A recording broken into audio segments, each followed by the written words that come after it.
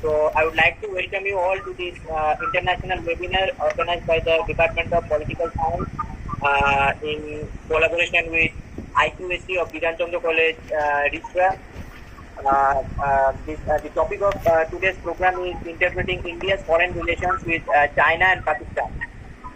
I would like to welcome all the speakers of this program. The keynote speaker is Professor Bidhan Khan. He is from Department of International Relations, Jahangirnagar University, Bangladesh. And we have in the next when our panel discussion will start, we'll have over there Professor Christoph Kozlowski.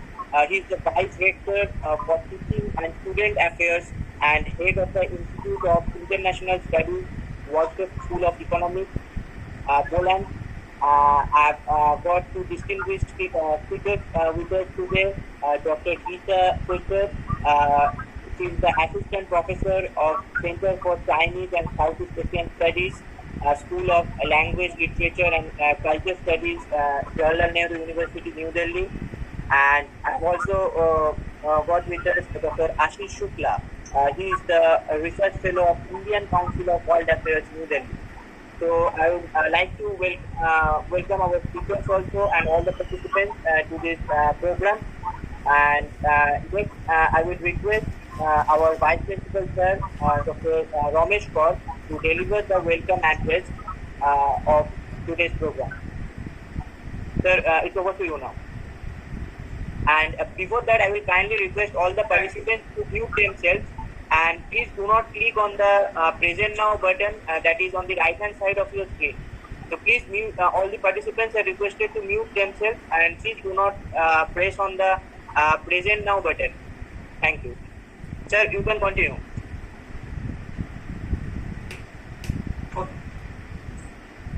Good afternoon, everybody.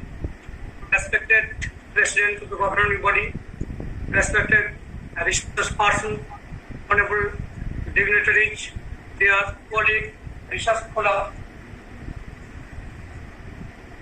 program coordinator, one member of the organizing committee, joint organizing committee secretary, and affectionate student. It is really a great pleasure and privilege to be present in the international webinar organized by the Department of Political Science in cooperation with IQAC. Being the head of the institute, I must congratulate the teachers of the Department of Political Science, especially Professor Prashant Kumar Sharma and Professor Deptonu Maji, as they have taken initiative to organize the international webinar. First of all, I, on behalf of the institute, must welcome the distinguished, respected research person, Professor Sahib Imam Khan, Department of International Relations, Jahangir University, Bangladesh, and Research Director, Bangladesh Enterprise Institute. Professor Christoph Kozlowski, Vice Director for Teaching and Students Affairs and Head of the Institute of International Studies, Warsaw School of Economics, Poland. Dr. Gita Kulkar, Assistant Professor at the Center for Chinese and Southeast Asian Studies, JNU Delhi, and China Bidhan, FDDI Ambassador in South Asia. Dr. Ashish Shukla, Research Fellow at the Indian Council of World Affairs, New Delhi. I would be immensely grateful as they have responded to our invitation despite their busy schedule. I also special thanks to Professor Martha Kochek, Warsaw School of Economics, for her support to this international webinar and acting as a bridge between our institute and the Warsaw School of Economics and Poland. I freely and frankly express my pleasure that we have got some highly energetic and patriotic faculty members, and they have been trying their level best to arrange various thought-provoking seminars on the virtual platform. I do hope that our participants would relay sound heard the discussion. It is a positive thought that the faculty members of Department of Political Science have several data from the teach to our students for bill and student looking. I do our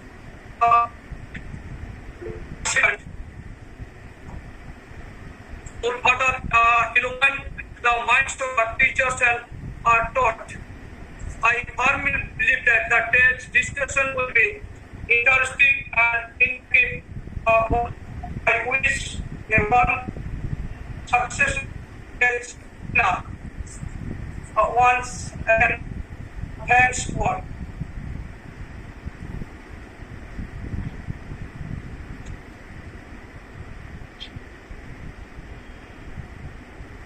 So, thanks to our Vice Principal, sir, for this welcome address. Probably, I think he's having some network issues. So, I think at the end, he was not a bit audible. Anyways, we'll now move on to the next segment of the program. I will request our keynote speaker, Professor Sahab Inam Khan, to present his keynote address. Sir, can you hear me? I can hear you. Yeah, sir. Sir, you can go ahead with your keynote address. Our keynote speaker, Professor Sahab Inam Khan, he is from Department of International Relations, Jahangirnagar University, Bangladesh, and he is also the Research Director of Bangladesh Enterprise Institute. So, sir, now it's over to you. You can deliver your keynote address. Thank you very much. Am I audible to everyone? Yes, sir, you are audible. Thank you very much. Thank you very much, Bidhan Chandra College, for giving me this opportunity to speak to such an august gathering that I see in front of me, and certainly on a topic which is of critical importance for global politics, regional politics, and certainly in understanding the future of economic growth, security, stability, and certainly collective welfare of the regions across the world. And India now plays a very critical role in international system. I mean, this is one of the countries which has a very vibrant economic potential growth. I mean, barring the current COVID fiasco, with which every country is now struggling, and perhaps neither India nor Bangladesh nor even Poland and other places are exceptional. And perhaps everyone is now embracing a time which is full of uncertainty, and certainly we can at best what we do is the speculation. And given this whole scenario, I mean, how we see India as an international player. The first thing is, of course, India has a huge market and it has a very strong geographical presence, and that's the reason we always call it as a subcontinent by itself. It is a very historical state which has contributed to international system, international economic architecture, and certainly is one of the critical players in international trade. I mean, if you look at India's current state of political system, it also embraces the largest democracy in the world, where the democratic system still prevails. Of course, we may always critically look into the process of democracy, but at the end of the day, it is the people who holds the power to decide. And that's exactly the biggest beauty of India. Now, given this Indian democracy political system, and given the sheer depth of Indian economy, it has become certainly a regional power. Now, with the regional power, it has a certain degree of not only in a very layman's word, what we call responsibilities, but also has a potential figure in contributing to the regional stability. Now, when we look into China and Pakistan, obviously, two different dimensions, and these are two critical neighbors of India, and perhaps overall South Asia also has a critical reflection on both these states. On one hand, we have to see that the rise of China as an economic player in the global context, now putting up fight with the Americans and challenging the long old American hegemony in terms of economy or in terms of global policy. And of course, this has a tremendous manufacturing sector, which essentially keeps the products cheaper. And even if we look into our markets, Bangladesh market or Indian market or Pakistani market, or perhaps the African market, we now see that the Chinese products are pretty much flourishing and flushing the other indigenous markets too. So obviously, they have a very strong manufacturing sector, which we unfortunately haven't been able to cater or develop so far. And obviously, it has a very strong supply chain, which is again a very critical weakness for the South Asian countries. Now, the Chinese have also historically expanded their business across the globe, whereas if you look at South Asia, intra-regional trade is less than 5%. Now, when you say 5%, which means the intra-regional trade, given the sheer size of human capital or sheer size of markets, almost like 1/4 of the population of the world lives in this particular subcontinent, the intra-regional trade or access to market is still very much restricted. Now, that's exactly where China comes in with its products and everything by saying that, look, these countries doesn't really have intra-regional trade or intra-regional cooperation.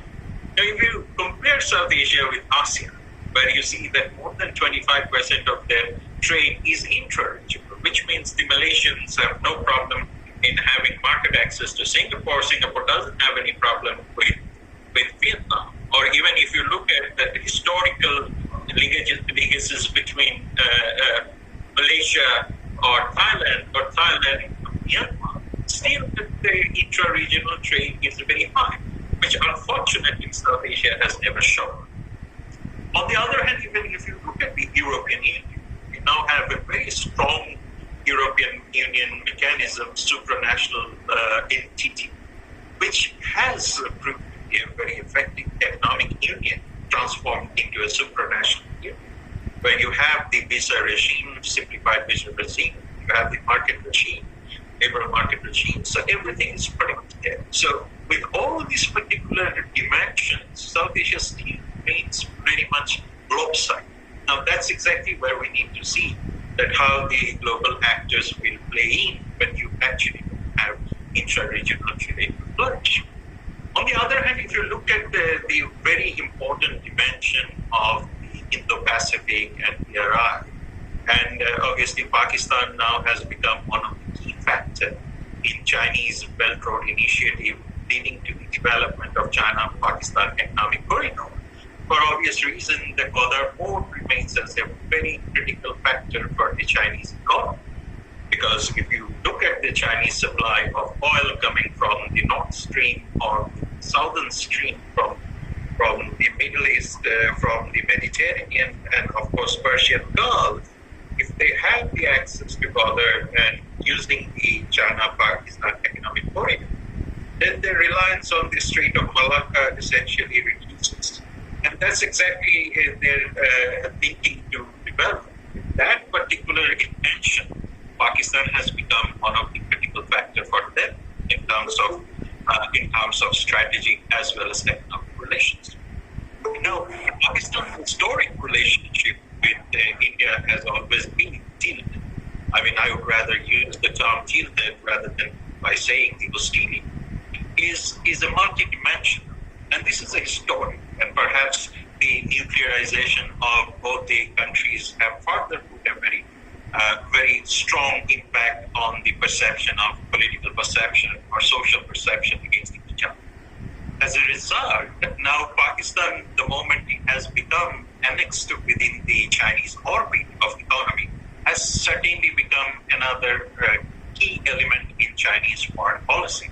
And perhaps the Indian foreign policy now has to see Pakistan through the prism of Beijing, and Beijing through the prism of Islamabad too.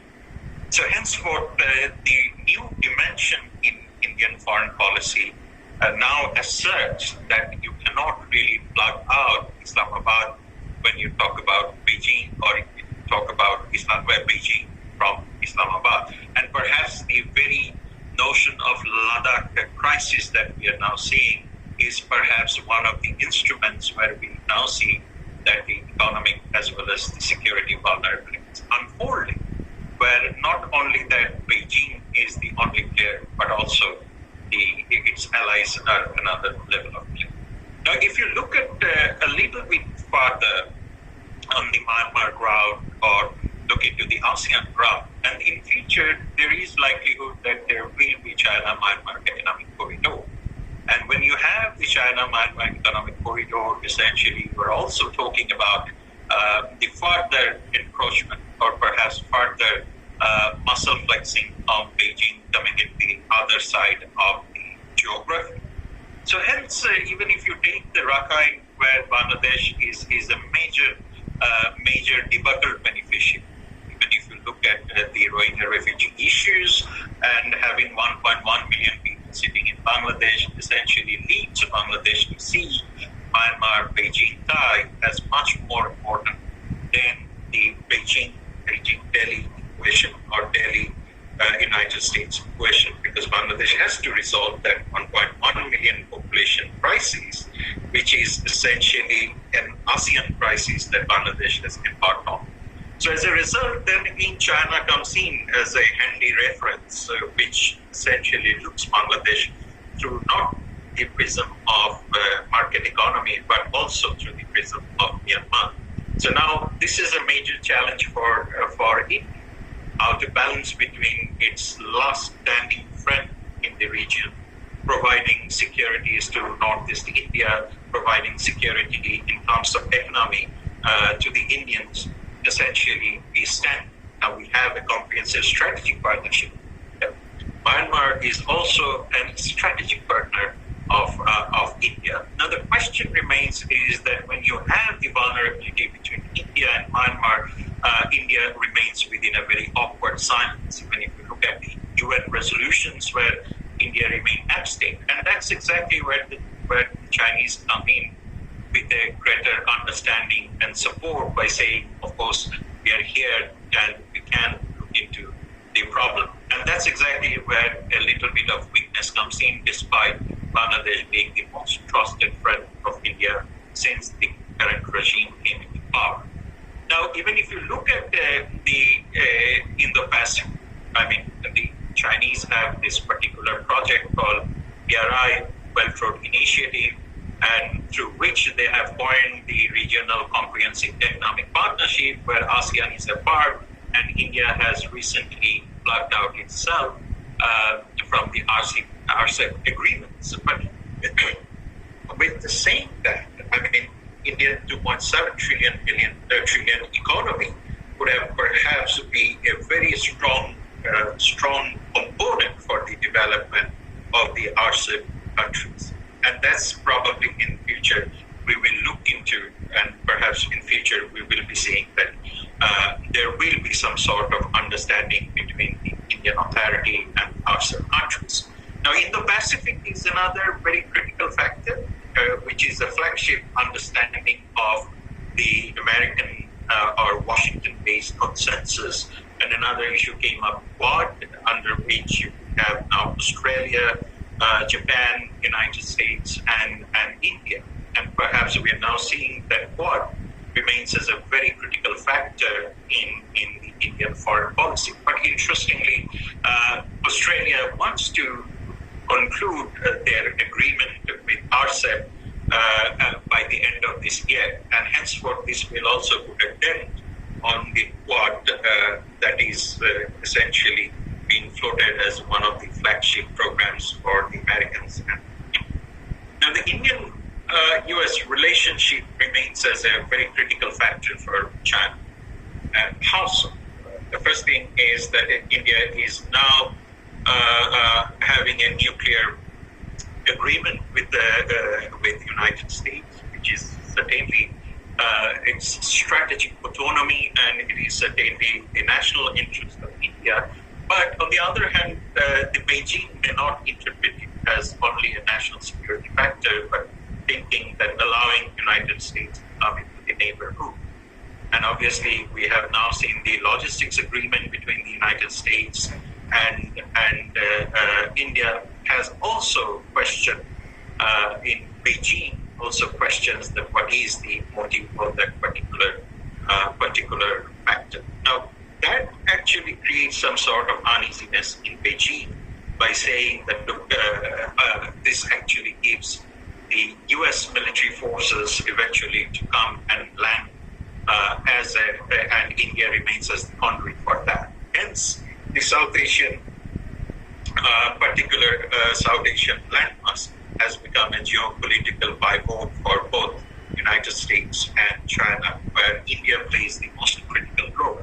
Even if you look at the Sri Lankan experience, in the month of January, when both the Rajapakshas came to power, we have seen that 3 state leaders visiting Colombo in one day.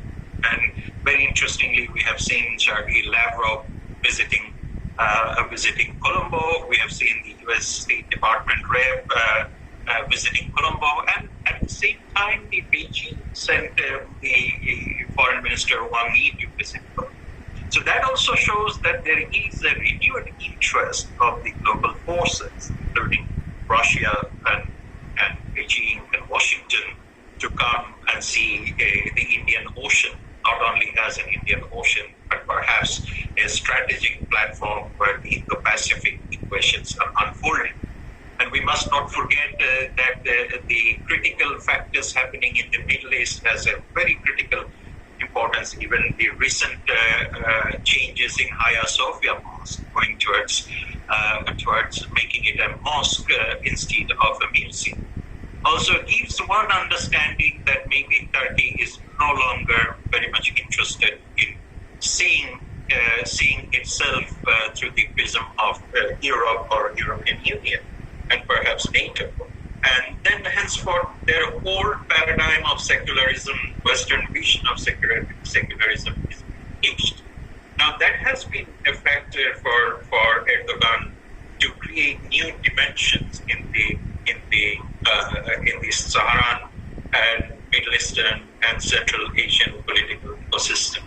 And that ecosystem now we are seeing that not only Erdogan's military empire is building, but his relationship with Iran, his relationship with the Middle Eastern countries are now reshaping. So henceforth, we won't be surprised to see that old back in 60s, 70s equation between the Turkey, Iran, Pakistan coming back as a factor in international politics. And perhaps we might see that there will be a new equation which is very much appreciated by the Trump administration, thinking Egypt, Saudi Arabia, and Israel might see a different future.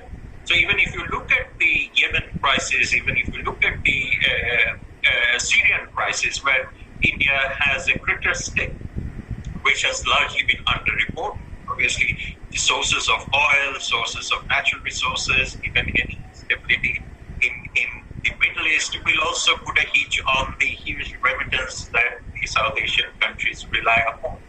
So we would perhaps see that the Indian foreign policy will not only see Pakistan or China standalone, but their relationship with Iran, Turkey, Syria, Saudi Arabia, UAE, and Kuwait will heavily affect the bilateral interaction.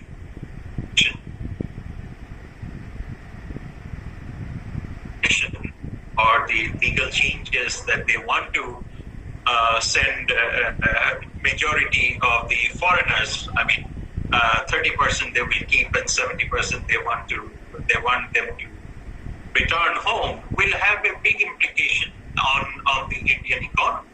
So again, here I think if you see that the Indian economy or Indian foreign policy will be largely excluding the Pakistan Middle East connection or Pakistan Persian connection will be a mistake.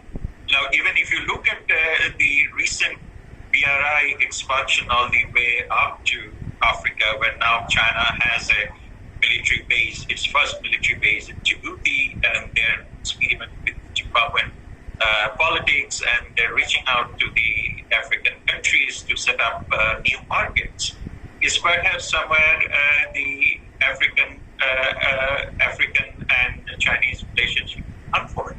Even if you look at the European Union-China relationship, I mean, particularly after President Donald Trump plugged out from the COP21 or Paris Agreement, essentially placed China as the major actor in the environmental regimes. So henceforth, we are also seeing that not only that the relationship between China and India can be seen through bilateral, but it has to be seen through multilateralism. And that's exactly the biggest challenge that is looming on the South Asian countries. And even if you look at the South Asian politics of security, I mean, even you look into the smaller countries like Maldives, smaller countries like Nepal and Bhutan, are also a significant change. I mean, the perception about Indian leadership, which has long been revered, is now also being shared with the extra-regional countries, which we are now seeing there is a greater interest coming from the European Union to have a stronger energy tie with China. Henceforth, we won't be really looking into much more proactive military or security engagement coming in the case of India's crisis with the other states. Perhaps even if you look at the Ladakh crisis recently, the reaction from Beijing, reaction from Washington has been very equal and very close.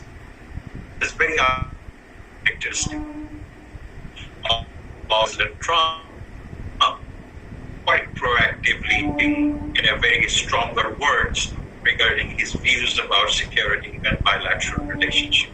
And that's exactly where the problem lies, that whether the United States at the long run will be a security proponent, or perhaps if there is an election and a change in Washington, if we see that Biden administration is coming back to power, assuming the power, and perhaps we might see a significant change in the U.S. foreign policy, where obviously U.S. would go for much more appreciating multilateralism than unilateralism. And perhaps that's where we might see that TPP, Trans-Pacific Partnership, and all these things will come back, in which China is willing to be a part of. And even if you look at Islamabad and Islamabad's views on the Indian foreign policy and Indian relationship with the United States is always very skeptical. And perhaps even one case, if you take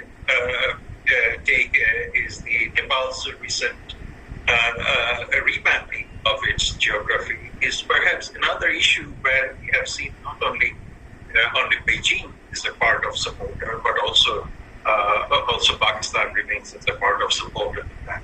So henceforth, I mean, the relationship with the regional countries and India is of immense critical interest. Obviously, if we keep on seeing that the standoff between India and China continues, obviously regional countries will be pushed to take a side. And in fact, here the most important factor, or the determining factor, is the market rather than security.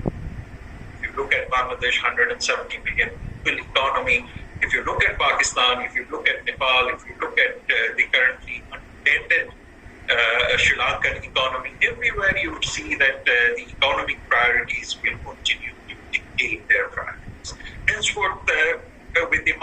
international institutions after the post-COVID period. I mean, during the post-COVID period, most of the countries will be looking into their own economic interest and public health, and where essentially we will be seeing that they're putting much more focus on their national interest rather than coming down to other countries and having a little bit of balancing of power equations. So henceforth, we might not see a significant rise of strategic interest coming into the South Asia per se, and that's exactly where China will capitalize and perhaps come into the system. And that's exactly where Indian foreign policy will have to make a balance and look into from a very fresh perspective. Now, obviously, NRC CAA has become a flagship controversies in the international politics. If you look at the UN resolution, if you look at the current Hagia Sophia changes, essentially that also says that much more rightist approach or perhaps much more authoritarian approaches to foreign policy will remain as a critical factor, not only in the Indian establishment, but also the American, as well as the Turkish and other. Even look at the way Boris Johnson administration has run the state, or Erdogan, or perhaps Khomeini regimes, and even Bashar al-Assad remaining. So we can always see that there will be a tilt towards a ultra-right or perhaps center-right approach to foreign policy, and that's exactly new challenges are coming in.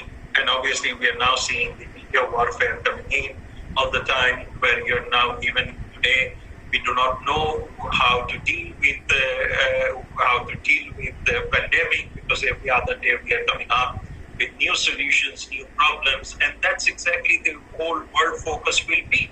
Now the question is, South Asia will remain the passive recipient of that, or perhaps become much more proactive in putting their resources and ideas in creating a better public health regime across the world, which is of mutual interest of all the countries. Even the vaccine politics, even the access to vaccine politics, even if you look at the mask diplomacy of Beijing, all are essentially an exposition of the new dimensions in the new foreign relations and international security architecture. I won't take much time. Perhaps I would wrap up by saying that yes, we have the issues of media putting the stories in a wrong way about certain things. Now we have social media proliferated with dangerous messaging. Now and then syndicate speeches going around, and definitely the post-COVID world will likely not to be much safer than what it used to be in. And perhaps UN Secretary General has talked about that terrorism and bioterrorism is likely to increase. And these things cannot be done or dealt with without creating sufficient regional institutions. We often talk about SARC as a dead and dormant institution, but if you look at Prime Minister Modi's initiative to bring all the countries in the case of COVID pandemic, he held a very successful program in which the Pakistan's health minister, Bangladesh's prime minister, all these state leaders participated and talked about that we not solve these sort of problems alone. And these sort of problems will continue to come. And perhaps this is where the regional institutions will play a very important role. And here, Professor Kozlowski is here, and look at the all European experiences. And definitely, we cannot just de-learn or de-Westernize our approaches to pandemic or health. Even if you look at BIMSTEC, I mean, this is one of the critical agency or organization which links South Asia with Southeast Asia. This is the only platform where you have the South Asian countries sitting with two Southeast Asian countries, Myanmar and Thailand. So now the reinforcing this regional cooperation is very much needed. As I mentioned earlier, that none of the markets will wait for political decisions. Market is very organic. Market is very natural, and therefore natural market will always be filled in by the best offer. Now, even if you look at the Samsung TV is now made either in Thailand or China, or even I love to quote it quite often that boycott China hats are now being manufactured by China. So essentially for the Chinese, business makes sense. For Indians, definitely nationalism as well as market economy makes sense. And obviously for Pakistan, which is under heavy economic constraint, will eventually have to look through the prism of economic cooperation rather than security bandwagon. And perhaps with the if you look at Pakistan remains as the world's biggest victim of terrorism. And even if you look at India remains as a victim of terrorism, and that is a very good picture for the international community to come up and say that we are trusted and forever friends. And that's the challenge of Indian foreign policy right now. And perhaps even if you look at the new equations coming up in South China Sea, where you're now saying that Japan and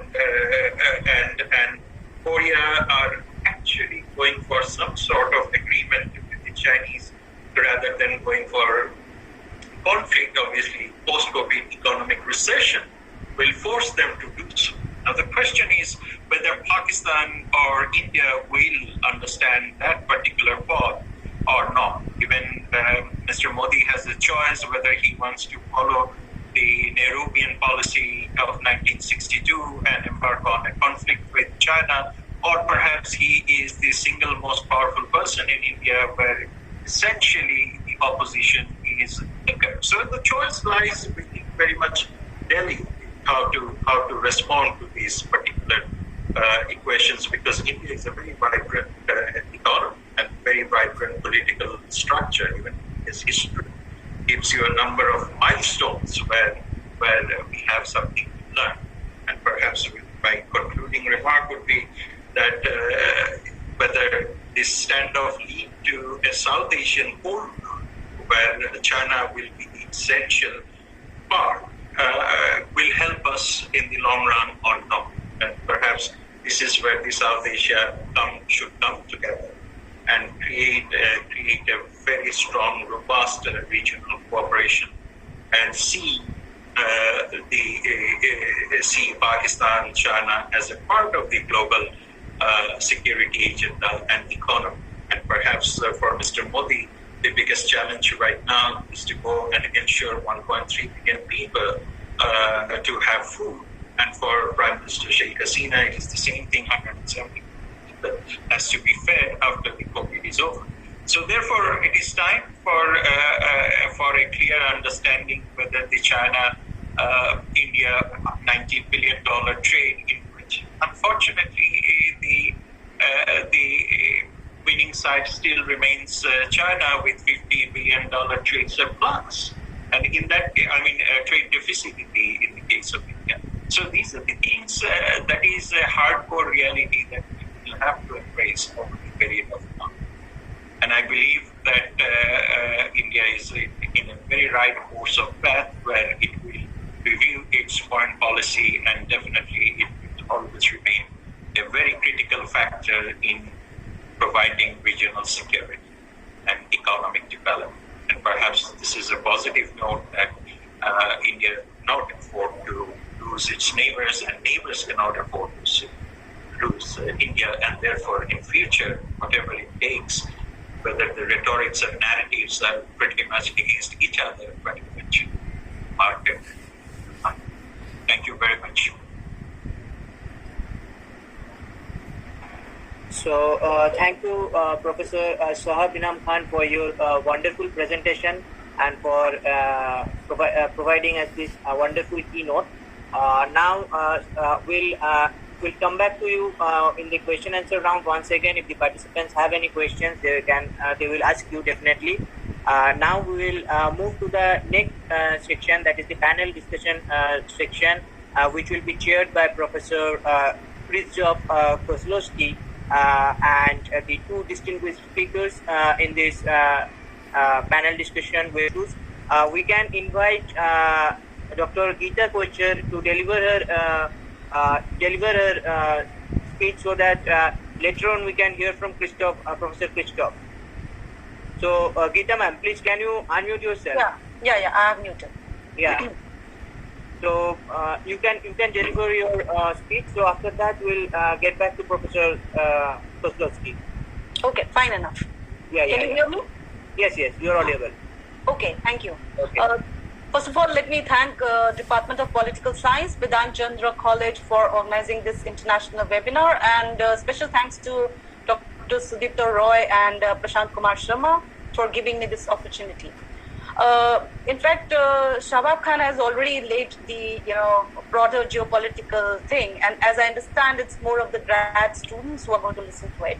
So I'm going to give an overlay of India-China relations in terms of where it has moved. And I'm basically concentrating on talking from Hindi Chini Bhai Bhai utopia to pragmatism in the relationships. There's a progress from 50s onwards to what we see in 2020.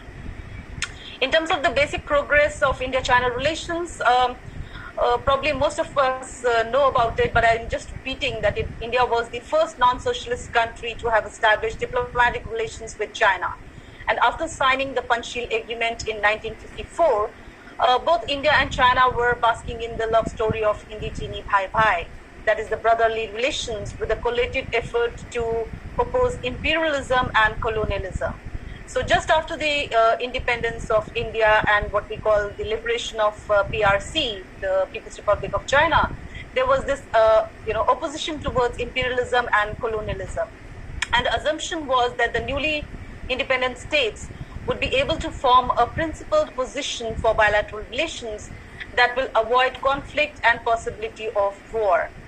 However, the romanticism of love actually collapsed in 1962, as we know about the war, the border conflict that happened. And it was irrevocable damage that was made in India-China relations as permanent adversaries. But by 1978, both the countries made efforts to renew the relationship with re-establishment of diplomatic ties that was marked by a landmark visit of the then Indian Minister of External Affairs, Atal Bihari Vajpayee, to China, which was followed by the then Chinese Foreign Minister Pang Hua's visit to India. Naturally, after that, there were new hopes and warmness in relationship that was supported by the signing of a joint communique during Indian Prime Minister Rajiv Gandhi's visit to China in 1988. And that is where many of the scholars look at 1988, Rajiv Gandhi's visit, as a watershed movement in India-China relations. Thereafter, we see a momentum of growth of relations between India and China. And there was a need to restore the friendly relations based on the principles of Panchsheel, of course, which was re-emphasized. But also the path was to improve the ties that was further mooted with the opening of Nathula Pass after 44 years in 2006. So the mutual understanding was that the border trade will ease tensions and there would be enhanced cooperation, there will be interdependencies that would be created, and China-India would be going away from the political territorial issues and cooperating in trade and cooperation. By 2008, of course, we saw that China became the largest trading partner of India and the relationship was extended to strategic and military ties. In 2015, Chinese Premier Wen Jiabao visited India and both sides agreed to increase bilateral trade to US $100 billion by 2015, though this target is still to be attained. But they looked to create an Asian century with the joint effort of both the countries. There were critical issues of imbalance of trade, as just has been pointed out by Shahbab Khanji, that there was trade favoring China with a trade deficit of nearly US $63 billion, not just 50 billion. And there was bilateral trade that touched US $90 billion by last year. But the border dispute was, remaining and long unresolved issue which was pending. But what these two countries started to focus was on economic development, and development became the key of national interest for both India and China. Both India and China were passing through a transitional phase and marching from backward developing countries to technologically advanced modern states. And this modernization march of the world's most populous countries also meant that both will face huge internal challenges to root out poverty, deal with internal factors of instability, invest huge amounts in infrastructure building, and create opportunities to build the skill of the populace. It also meant that both countries not only need to generate internal resources to cater to the growing needs of the people, but also depend on external opportunities based on sharing and cooperation that can help sustain high growth of economies. So China's was reform and open door policy that was initiated in early 80s or late 70s was basically aimed at achieving this objective by 2050. And this under this larger target, and I'm just jumping directly to President Xi Jinping, who came to power in 2012, and he promoted the notion of building a new vision under which it called the China Dream, which basically focused on two centennial goals. The one was to build a moderately prosperous society with the goal of elimination of poverty by 2021, which actually is the 100th anniversary of establishment of Chinese Communist Party. And the second goal was to make China into a fully developed nation by 2049, which is the 100th anniversary of the establishment of New China. So these grand objectives also incorporate the idea of China leading the global power and attain common prosperity among nations in the region. In order to attain these objectives, President Xi has outlined a specific timeline whereby he states by 2035, China will basically realize socialist modernization by narrowing the gap between the rich and the poor and improving the environment significantly.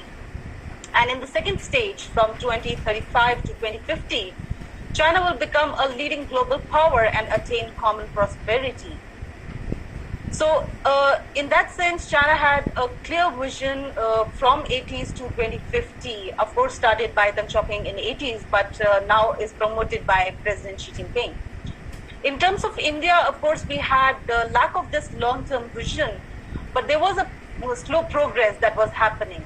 And jumping directly to the rise of Prime Minister Modi, a new definition to the pragmatic approach of liberalization that was initiated in 1991 has been mooted. The rigor now is to build a new India under the banner of Make in India, with policies aimed at creating 100 smart cities, skilled India, digital India, eradicating poverty by 2032, and now, of course, the Atmanirbhar Bharat Abhiyan that is promoted. Hence, both India and China had reoriented their focus on development as the main agenda of modernization march with material well-being of the populace. During Japan's visit in August 2014, Prime Minister Modi had clearly articulated that the world is divided into two camps. One camp believes in expansionist policies, and the other believes in development.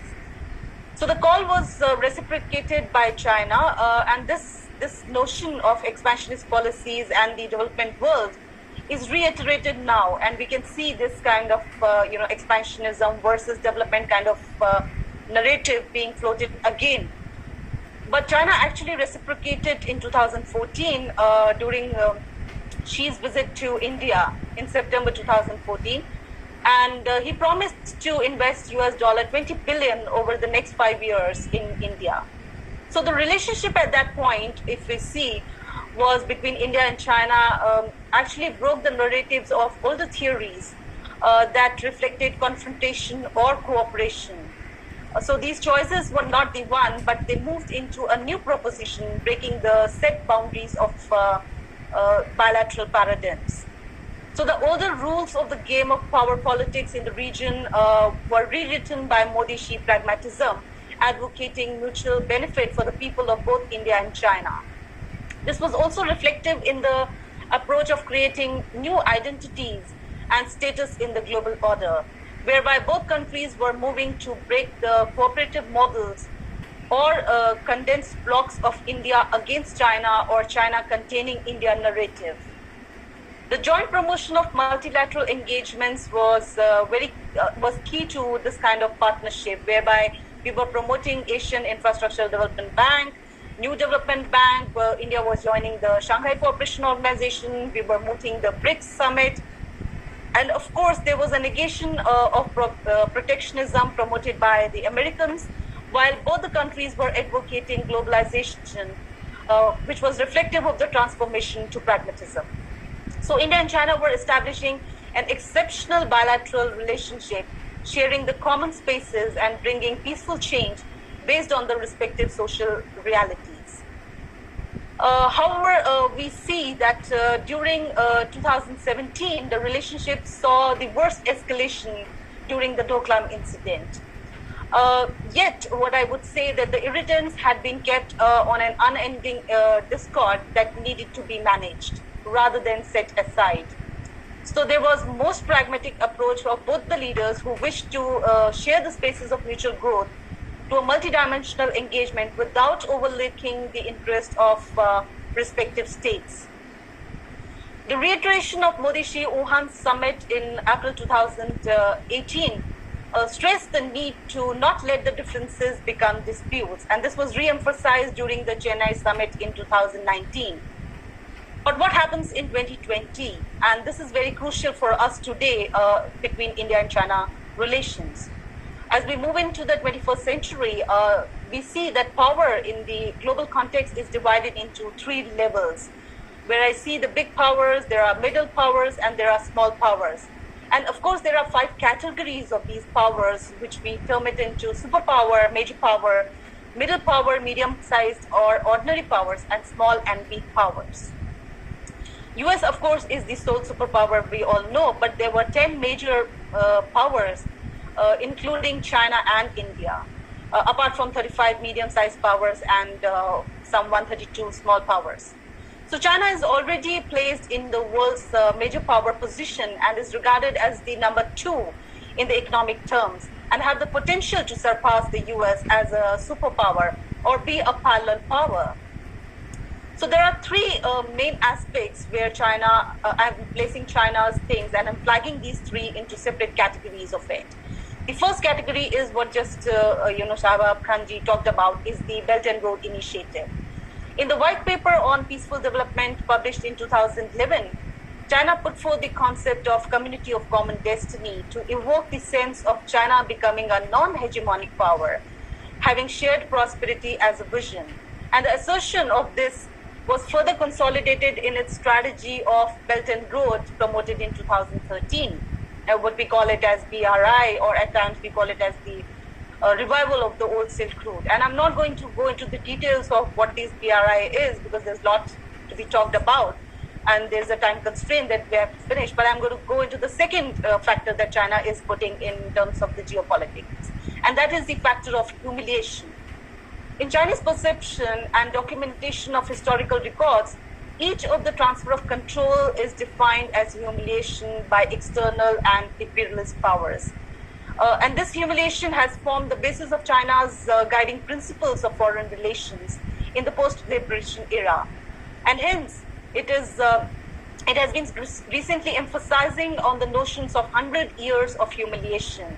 And it wants the rejuvenation of China with the notion of Greater China by incorporating Taiwan. Of course, it has already incorporated Hong Kong and Macau. And also it is talking about Chinese as the identity, the binding identity, which also means incorporating the diasporic communities apart from the Taiwanese and the communities in Singapore and everywhere. The third factor is basically the ideological tussle. And this would be another, decisive factor in terms of how China is going to reshape the global politics. And China has ideological foundations whereby Mao Zedong had raised the banner of socialism in the early 50s, which was rooted on proliferation in proletariat and the workers. The struggle was to overthrow the bourgeois class and then thus engage in class struggle. But later on, Deng Xiaoping redefined it to hold China with socialism with Chinese characteristics, to liberate the productive forces, develop the productive forces, and abolish exploitation, and root out bipolarization, finally to attain common prosperity. In today's world, in 2020, we see President Xi Jinping has advanced another step by calling an ideological notion of the thought of socialism with Chinese characteristics for a new era, which emphasized the new principal contradictions facing China is between unbalanced and inadequate development and the people's ever-growing needs for a better life, which is a deviation from the earlier, contradictions of the ever-growing material and cultural needs of the people and backward social production.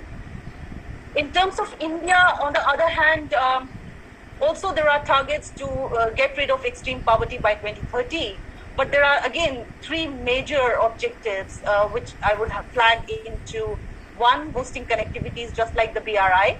It is also talking about, India is also talking about the projects like Sagar, Act East policy, trans-border railway projects like the, India-Nepal Ramayana circuit, and under the BeamStack, there are many projects, okay?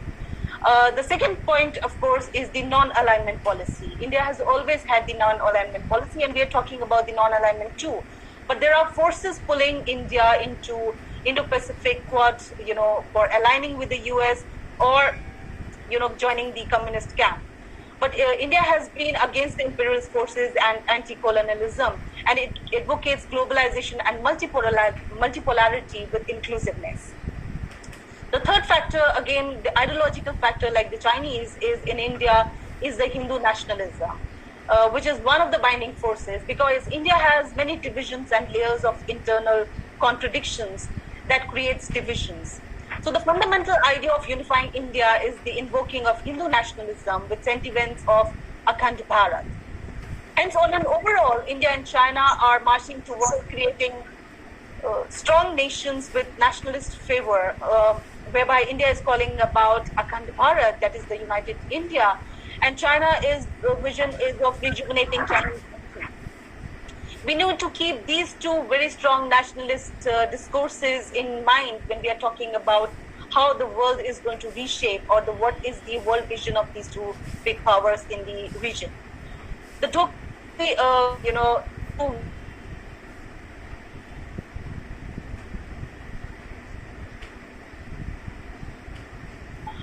marked a deep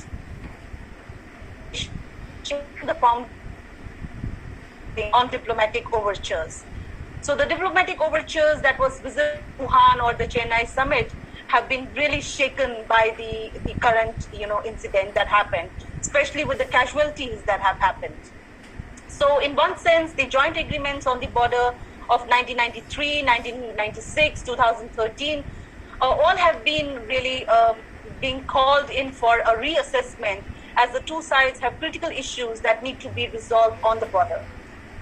Conflict management approaches and confidence building measures have faced a severe challenge with the casualties on the border for the first time in more than 4 decades. Even though bullets were not fired, but the violence has overshadowed the entire issue. The connectivity projects on the bordering areas and India's non-participation in the BRI and the RCEP just mentioned about the economic projects raises concerns from the Chinese side, and where potential strategic interests come in direct conflict. And this is where I think the future conflicts would be much more critical, and we will need to be more cautious in our approaches, especially on the border. In the conclusion, I would just say that the border conflict between India and Pakistan, which Ashish is going to talk about, and I did not go into deeper about it, is the biggest uncertainty. While China-India unsettled border dispute also needs certain mechanisms, if to complete resolution at this moment is not possible. There is more responsibility will come. More responsibility will come with increased changes in the international environment, especially with the COVID pandemic, the economies, and they would be affecting the geopolitics, and also about the US elections that is going to come. There would be a new international environment that will be created, and they will be pushed towards reform in multipolar international order.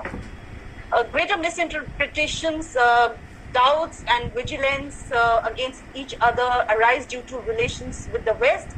That needs active involvement from both sides, India and China, that needs to be managed, especially when we talk about Indo-Pacific or Quad as we see.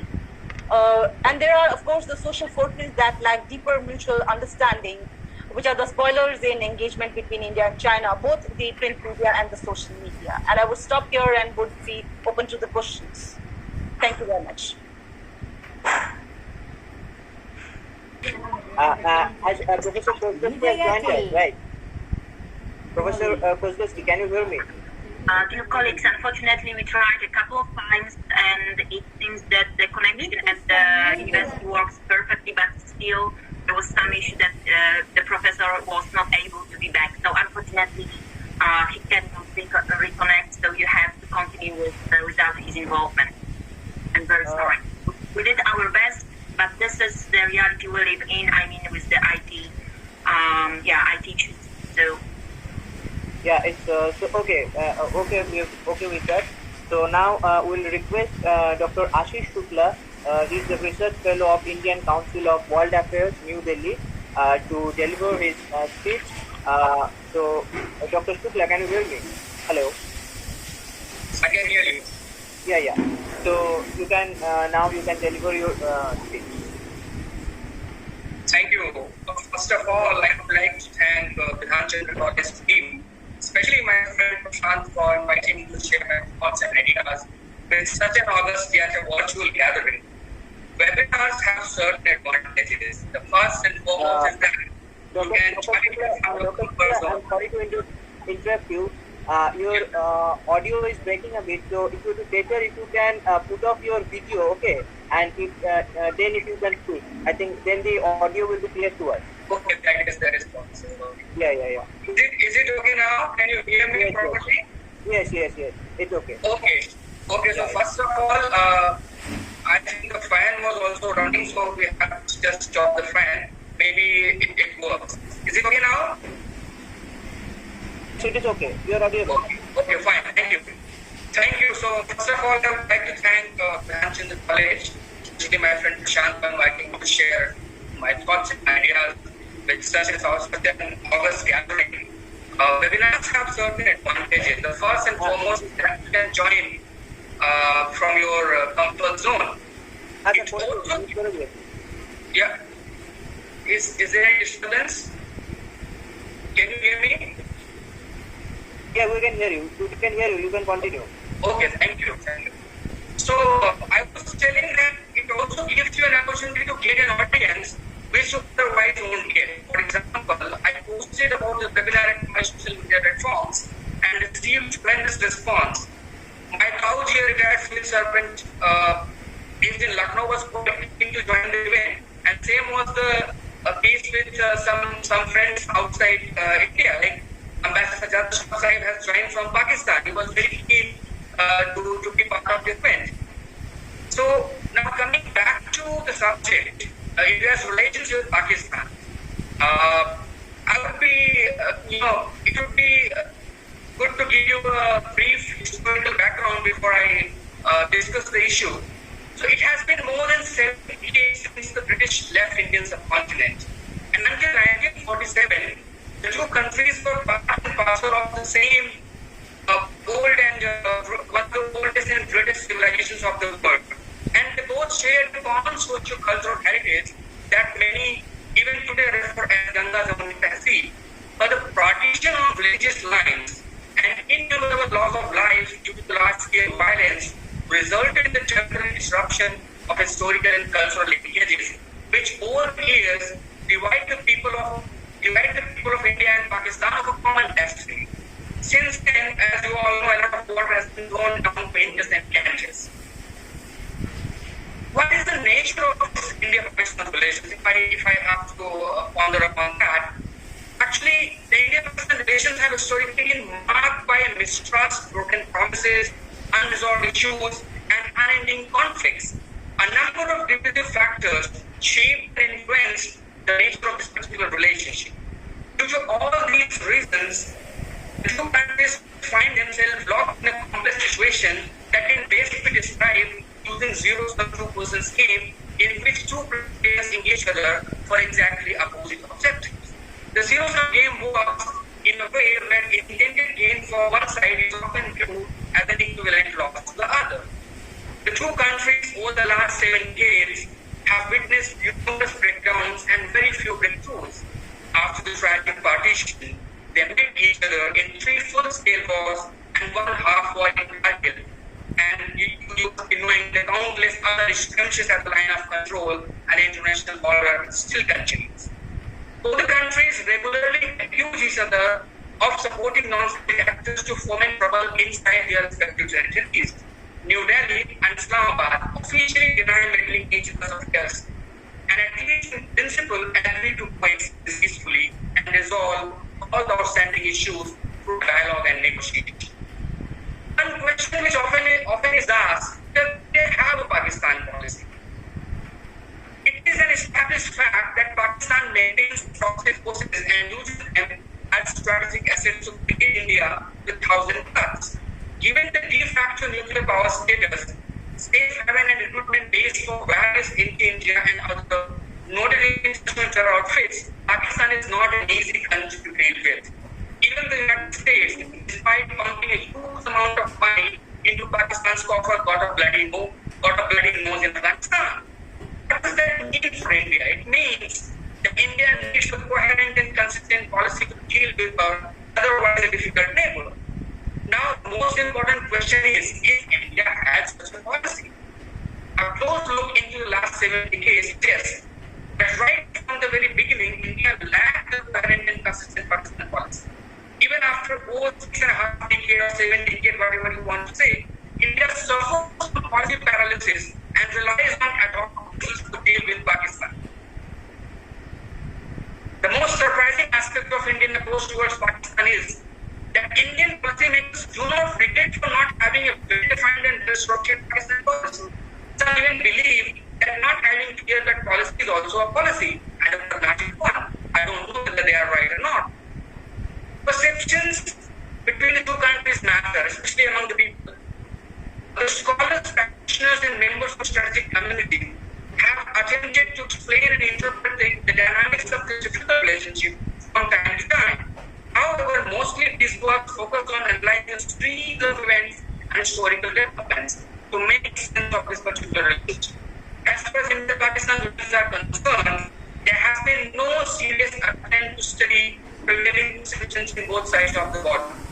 And that actually shapes or at least influences the respective foreign policy of the two countries.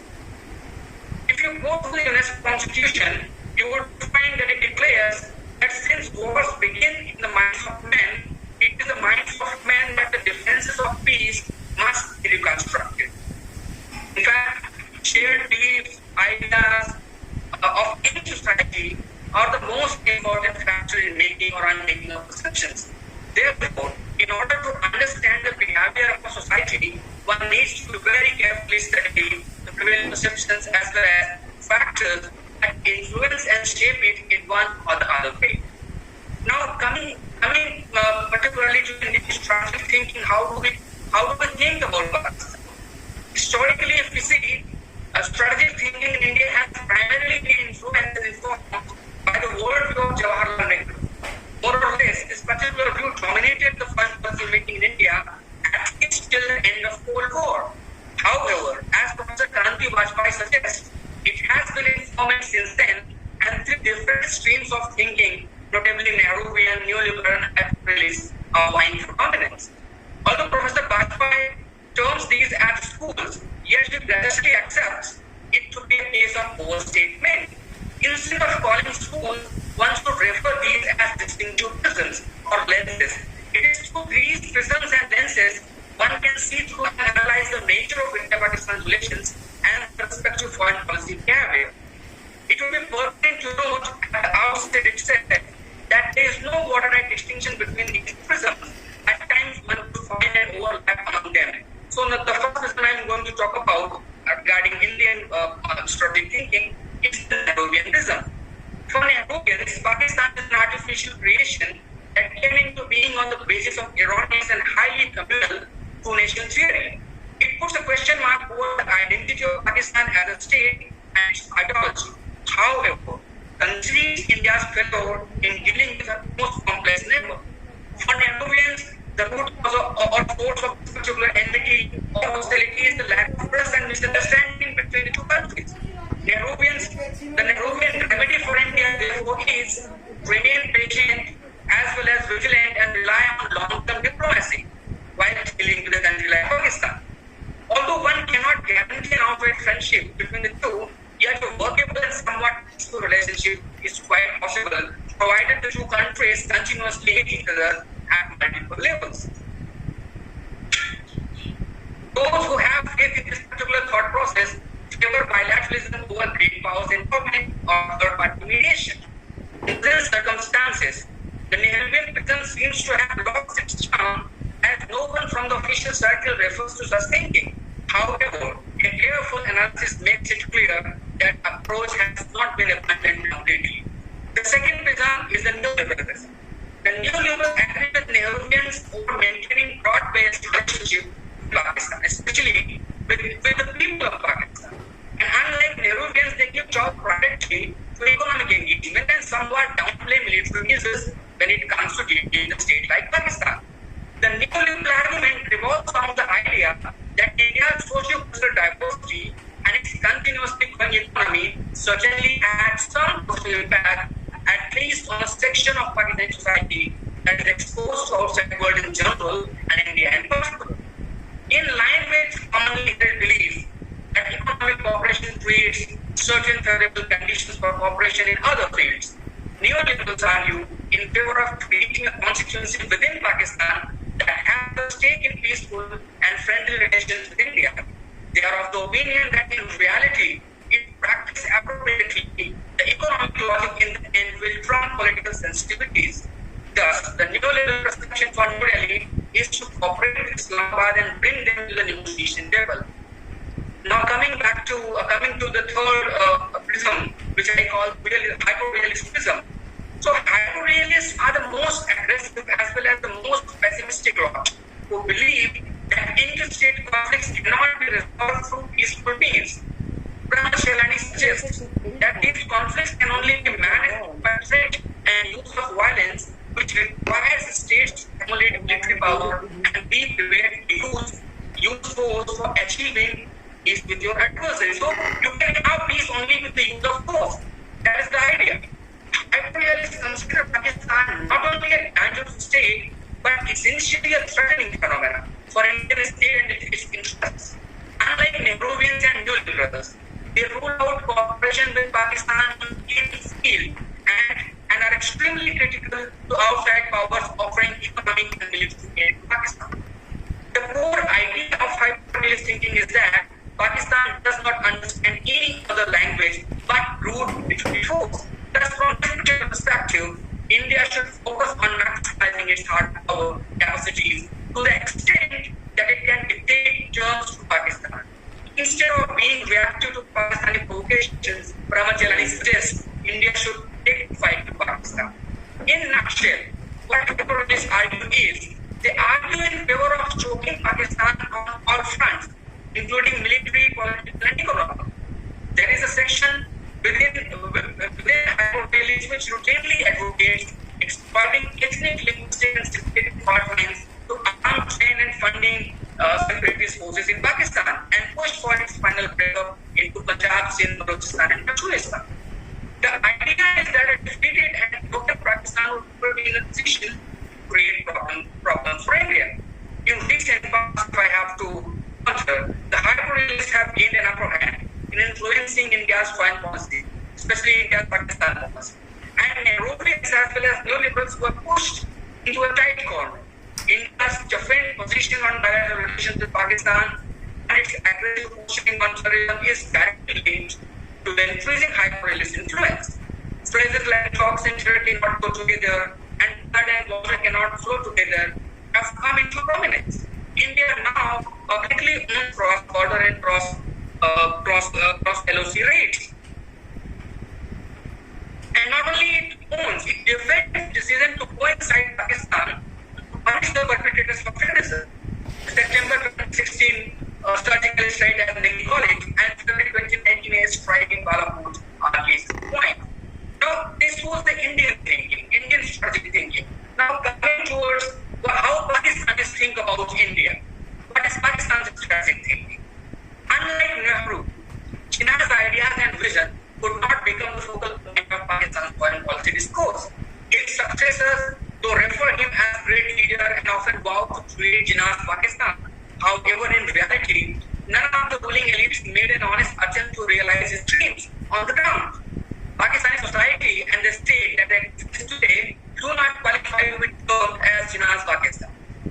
In its outlook, you see, Pakistan appears to be a paranoid state that came into existence in 1947 to provide land to the Muslims of the Indian subcontinent, that they could pursue their civilizational destiny without being dominated by the Hindu majority of India. Forget about becoming the homeland for South Asian Muslims. The state miserably failed to meet even the modest expectations of their own population. In the recent past, one finds that Muslims are being killed by their fellow Muslims and not by Hindus or for that matter. One can identify three distinct prisms or lenses through which Pakistanis generally view India. First is the military strategic prism. The military strategic prism or thinking, it revolves around India being the existential threat to Pakistan. It maintains that India is a hegemonic state which has never accepted the creation of Pakistan and is constantly looking for opportunities to undo the partition. Military is the most dominant political force in Pakistan.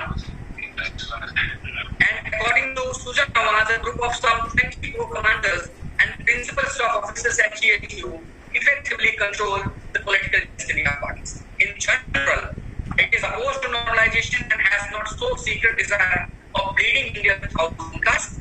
It has constructed a powerful security narrative in the country and for all practical purposes hijacked the very Pakistani state. It has penetrated almost all sections of Pakistani society, including mass media and academia.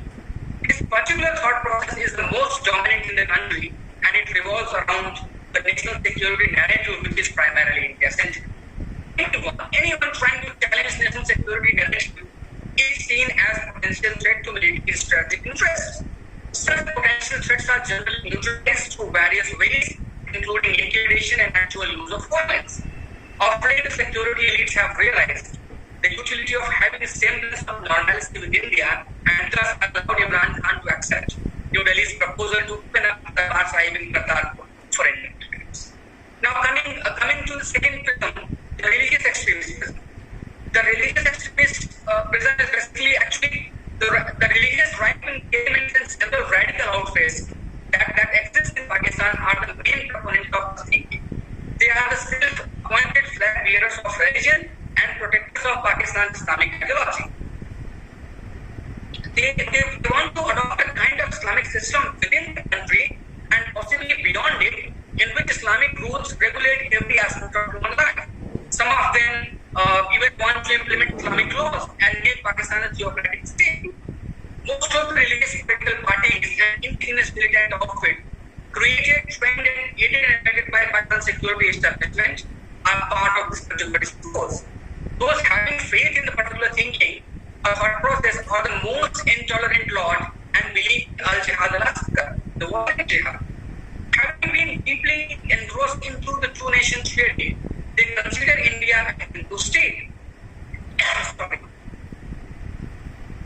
They consider India a Hindu state which oppresses its Muslim population. They declare that the true believers in Pakistan are those, and they are under divine obligation to fight against Kafir India for the freedom of their Muslim brothers and to wrest control over Kashmir. Many of these radical Islamists invoke hadith and openly talk about Najwa Hind. One Madana hadith mentions Prophet Muhammad telling his creatures upon that there are two groups of my ummah, whom Allah will free from fire of the hell actually. The group that invades India and the group that will be with Isa bin Maryam. In another version of hadith, if you go through, Hazrat Abu Huraira underlines that in this ummah, truth would be headed towards Sindh and Hind, in means Hindustan, India. In another hadith, he talks about war with India and emphasizes that those who would fight a war with Hindustan, Allah would grant success to those warriors as well as they would bring their kings by dragging them in chains and fetters. The second Islamists believed that they would win the battle and with Islamic flag at the Red Fort in New Delhi. Then there is third wisdom, liberal pragmatic wisdom. This particular wisdom talks about actually the most marginalized wisdom in Pakistan. Many of those who share this particular worldview are of the view that under the guard of continuing hostility and unending conflict with India, some institutions in Pakistan have been working to achieve their narrow self-interest, which in turn denies ordinary Pakistanis their due share in the resource cake.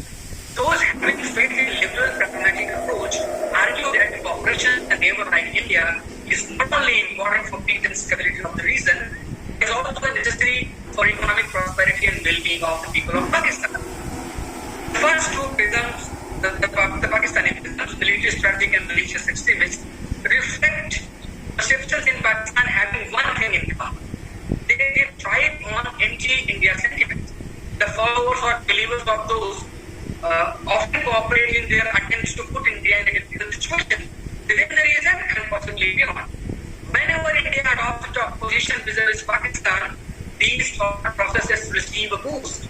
The Pulwama terror attack, after which Indian Air Force conducted strikes inside Pakistan, which led to forces locking horns in the air, actually demonstrates Pakistan's security establishment and religious pride to change the narrative in the country. In early August 2019, soon after India diluted the provisions of Article 317 regarding Jammu and Kashmir and created two union territories, Bajwa, the chief of army staff, Qamar Bajwa, presided over the Corps Commanders Conference and declared that Pakistan Army stands by the Kashmiris in their just struggle to the very end. We are prepared and shall go to any extent to fulfill our obligations in this regard. And in less than 2 months, Bajwa again chaired a Corps Commanders Conference in which he reiterated Pakistan Army's preparedness and determination to defend their honor, dignity, and territorial integrity. He also added that Kashmir is the jugular vein of Pakistan, and no compromise shall be made which denies the right of self-determination to our brave Kashmiri brethren. In between, the world community patiently listened to a number of provocative statements and threats of nuclear conflict coming from Pakistan. Now, in conclusion, if I have to say something, given the shared socio-cultural heritage, it is assumed that India and Pakistan can certainly devise a mechanism for workable relationship based on mutual respect and peaceful coexistence.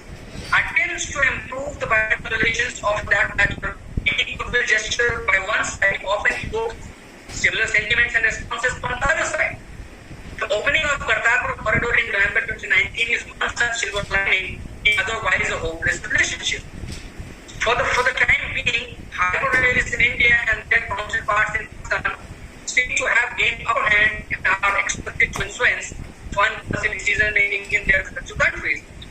However, the history of India-Pakistan relations suggests that the hardline approach adopted by the two parties could not be sustained for a long time. Development such as the Kartarpur corridor shall continue to inject optimism that could be used to moderate the discourse. With these words, I will stop here and maybe if there are any questions and comments, I will be happy to address those in the session. Thank you. Thank you once again. Thank you, everybody. Thank you, Dr. Ashish, for your wonderful presentation. So now we'll take the question answers.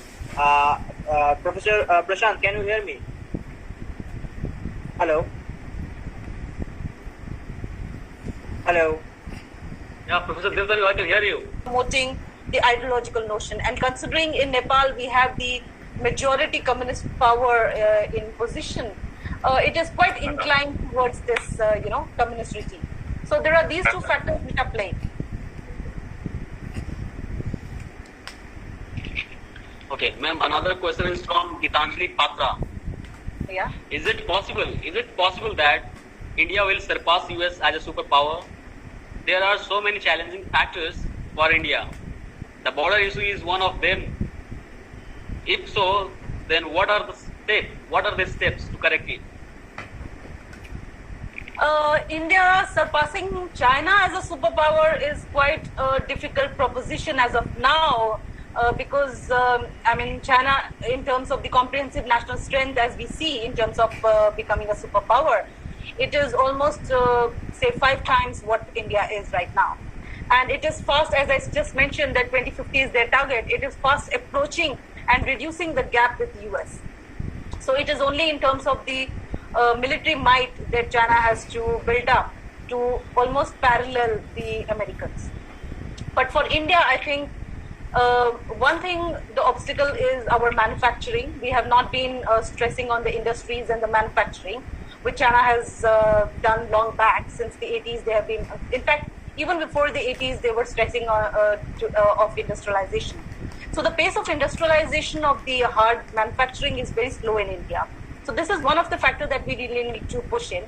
Second, the COVID-19 crisis has really pushed a lot of economies slow down. Our economy was on a progression, stable progression, I would say. But considering the COVID-19 crisis, the economy is going to be quite slow, maybe even in the negative figures. So considering that, I think and China has already started its economy by now. We are still struggling to open the economy, and it may be by the year end we would be able to at least normalize our economic openness.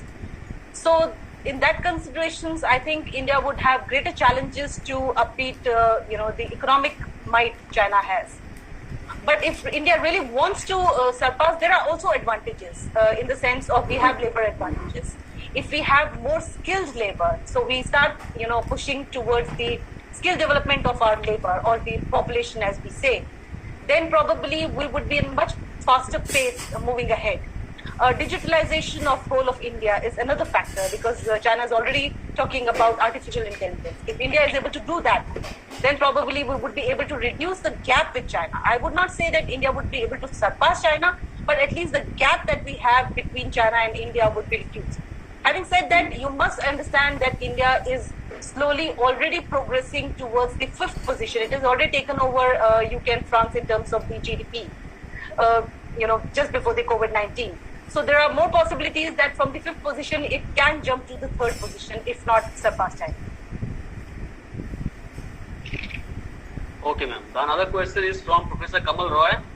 He is Assistant Professor Bidhan Chandra College. He is asking, we know that at present, India-China relation is not good. So in this situation, can we believe to the United States of America? If we believe to United States of America, can it be harmful for future or helpful? In terms of, see, let's be very clear. In international relations, there is no permanent friends, okay? And in terms of our closeness, in terms of ideology, we are a democratic country, America is a democratic country. So there we have some kind of close understanding with the US more than what we have from the communist world. Having said that, I think India's current policy, we are having bilateral and multilateral relations, and most of them are based on issues and not on alignment. India has been an adherent of non-alignment, and as I just pointed out in my presentation also, that we are moving to non-alignment too, rather than aligning with any state. I don't think India in the present regime is considering becoming an allied partner of America, because naturally, as I said, there cannot be any trusted friends forever or permanent friends in this international relations. And India does believe that it needs to be autonomous in its foreign policy, in its decision making, in its security policies as well. Hence, I don't think India would be becoming an ally of US. But it would definitely engage in multilateral, forums, participating in Indo-Pacific, also participating with other, like the Quad and other multilateral, engagements. But at the same time, India is very cautious about the fact that China is a neighbor. And as I just mentioned that, in terms of the neighborhood first policy, India has also given importance to China, which is the powerful neighbor. And no matter what, we would not be able to neglect or ignore China, which is just the next door power. And no country would want a very strong enemy, next door neighbor. We already have an experience of Pakistan, which Ashish Shokla has just pointed out, and very bad experience for years. So India would definitely go for engaging with China rather than making China as an enemy nation next door. It may be an adversary, we may have competitions, but not as a direct enemy, you know. So in that case, I don't think India will jump on the bandwagon proposed by America. Thank you, ma'am. The next statement is from Solomon Sheikh. He is saying, thank you very much, ma'am. I want to know that is there continuous and deeply communication gap with South Asian neighbor countries encourage China to take aggressive steps towards Indian territories? Sorry, is there a... No, sorry. Just repeat. Okay, ma'am. Is there continuous and deeply communication gap with South Asian neighbor countries encourage China to take aggressive steps towards India's territory? No. I would not think that there is a communication gap with South Asian neighbors, and that is why China is becoming an aggressive power. I think this is a historical fact that any country which needs to become a superpower cannot become a superpower without war. This is a historical fact. Considering that China may not engage in a direct long war or a full-fledged war with India, we cannot root out small-scale wars with China. It could be just like the ones which we had, maybe a little more violent, or maybe even more, smaller than that, maybe one bullet fired or something like that.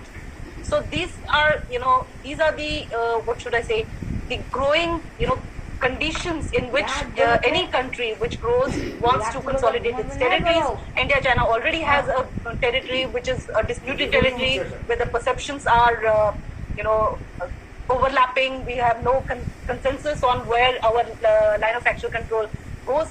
Naturally, there would be India is also becoming a strong power. So there would definitely be certain tussles that will happen in this growth. It is inevitable. This has nothing to do with communication. In fact, the communications have actually helped us empower, to reduce the tensions, like the Doklam incident. We did not even have one casualty, and we were having a standoff or face-off for almost 73 days, but we could tame down. Even the current crisis, considering that we are almost very, very close and the crisis was very, very, critical, we are still able to avert the possibility of war. At least we are able to stabilize the condition as of now. So I think the communication is not the problem. We are having communication with South Asian neighbors. We are having communication directly with China also. But I think the aggressive positions is a natural factor for countries when they do not have clear demarcated boundaries. It is inevitable to happen. We have had many of these in the past. And Ashish Shukla has just pointed out about India-Pakistan. India-Pakistan, the whole issue of India-Pakistan is also about the territories, isn't it? Thank you, ma'am. The another question is with regards to China, is asked by Swarna Prabhavata. She is saying, which type of strategies should be undertaken by government of India to produce products which are imported from China at cheaper rate? As I said just now, in fact, I've already answered this question. There are a few things that India really needs to do in terms of, one, focusing on the industrialization, that is the manufacturing sector. Two, we need to take advantage of our productive labor force. We need to upgrade the skill development. We need to have vocational trainings and, focus on the skill development of labor forces. Three, we need to actually talk about the digitalization, as I just mentioned, because China is really focusing on artificial intelligence, and India has already talked about it, but we have not rigorously promoted that. We really need to promote that. We really need to focus on that. Lastly, probably the space, the cyberspace. Space industry is one which really needs to be mooted. Lastly, I think defense industry needs to be given greater importance, because we need to consolidate our borders in order to become a powerful nation. As I said, there would be inevitable forces which will, affect our borders. So in order to have the protection, in order to consolidate our borders, we need to even stress our defense industry. Thank you, ma'am. The next question is from Professor Pravir Kanti. Is democracy conducive to draw foreign investment? I think democracy per se is not the problem for foreign direct investment, but we would need to rethink about our labor laws. We need to think about our land laws. These because land acquisition would be one of the major factors when we talk about foreign direct investment. The kind of labor laws that we have will need to be rethought about, because many of these foreign companies or the capitalist powers would think about exploitation of the labor, and we need to maintain that is not done. And last but not the least, we would need to think about how we are going to reduce the bureaucracy. There are not many bureaucratic hurdles which need to be simplified. Probably digital ways of doing things would reduce that, but otherwise also we need to rethink about the ways our bureaucracy, this red tapeism as we call it, is reduced. If that is done, then probably foreign direct investment would be not a problem. It's not about the democracy which is a problem, because if I see in terms of democracy, many of the states are doing very well in India, and they have been great success models in terms of development. In fact, Modi's Gujarat development model was one of the reasons why he was successively, promoted as the CM in the next elections. So we have these kind of development models which can really be conducive for foreign direct investment as well. Thank you, ma'am. There is another question from Professor Piotr Kozlukowski from Warsaw School of Economics, Poland. He's saying, what are the key advantages? What are the key advantages of more robust relationship with Japan from India's perspective? And another question is there any meaningful debate in India about returning to RCEP, or is it a self-issue? Okay, let me answer the second question first. In terms of the RCEP, I think India's position is very clear. Unless until there has been some negotiations from the Chinese side, definitely India is not going to join, China-led RCEP, which is the current scenario, and we need to renegotiate that. In terms of advantages for negotiation with Japan, I think we have a very good relation with Japan. Japan is also thinking about moving many of these factories from China to India. So the investment would be there. We already have, in terms of our metro railway lines, many of the projects with Japan. So we already have that advantage. I think the technology, intake or what should I say, technology give and take would be one of the things which we need to further advance with Japan, because Japan, in one sense, has been one of the supporters of China in technology transfers, or what should I say, technology copy by the Chinese. Yeah. Okay. Another question is from Besi Kohli. Besi Kohli is asking, the relations between India and China. The relations between India and China are always bitter, and not with other South Asian neighbors. How can these relations be improved or breached? In my presentation, I really made that India-China relations have not always been bitter. In fact, we had a very pragmatic approach since the late 80s to early 90s, and there has been a steady progression to the fact that we, just before 2017, we were thinking that India-China relations are now normal relations. We are able to have much more maturity in our relationship. So it is not always a bitter relationship, but of course there is a cultural, civilizational gap with China, which needs to be, bridged. We need to have much more people-to-people exchanges to enhance our understanding between the two countries. There is lack of, the language is one of the barriers between India and China, which really hampers the kind of understanding Indians have for China and China has for India. And then the kind of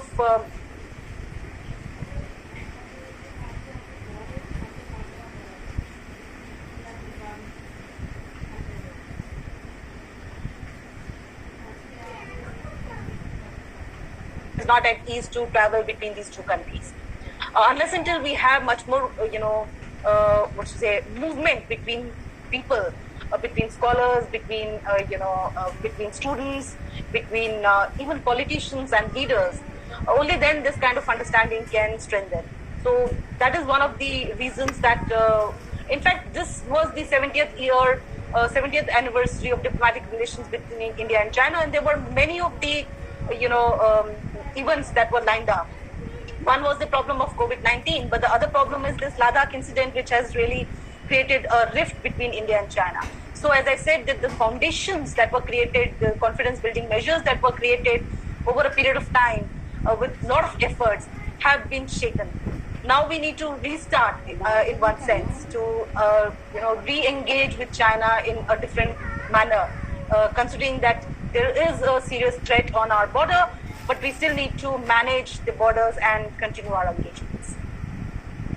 Thank you so much, madam. Now we have a question for Dr. Shukla. Thank you. Dr. Ashish Shukla, can you hear us? Yes, I can hear you. Thank you so much. There is a question from Professor Samindra Mohan Vishwas, head of the department, history department, head of the department of history at Bidhan Chandra College. He is asking, do you think India should think of greater interest than just concentrating on Pakistan, as the latter is a failed state? First of all, let me say it at the outset that for the first time, China has got more questions than Pakistan. That has been happening with me whenever I go for a conference. Most of the questions come for Pakistan. But anyway, first of all, I would like to say that Pakistan is not a failed state at all. There are certain parameters. You have to be very, very careful when labeling a country being failed or not. Pakistan is a functioning state. Yes, it is not a democracy. You may not like it. Secondly, I agree with the first part of the question that you should focus on other aspect of your foreign policy. You should not focus on Pakistan. I have been saying this consistently, that Pakistan is not the country through which with which you should be comparing yourself. I always used to say, I always say that if you have to compare, if you have to make any comparison, you have to compare yourself with China. You have to compare yourself with America. You have to compare yourself with developed world. Why to compare a country like Pakistan where there are not many things to celebrate? So that is my answer to Professor Samindra Mohan Vishwas. Yeah, Samindra Mohan Vishwas. Okay. Thank you, Dr. Shukla. Now we have another question for China to Geeta ma'am. Geeta ma'am, can you hear us? Yes, I can. The question is from Priyanshu Rana. He is saying, as we all know, our relationship with China, there is any possibilities of improving Indo-China relationship?